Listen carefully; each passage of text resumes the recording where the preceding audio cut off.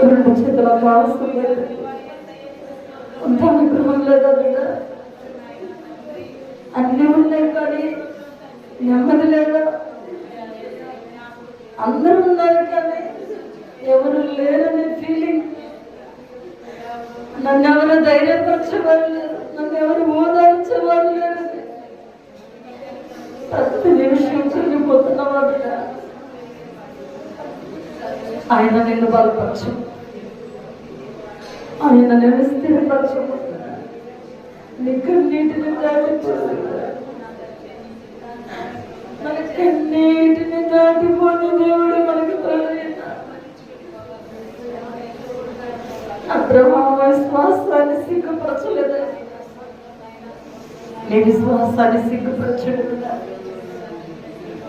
సహాయం చేయి.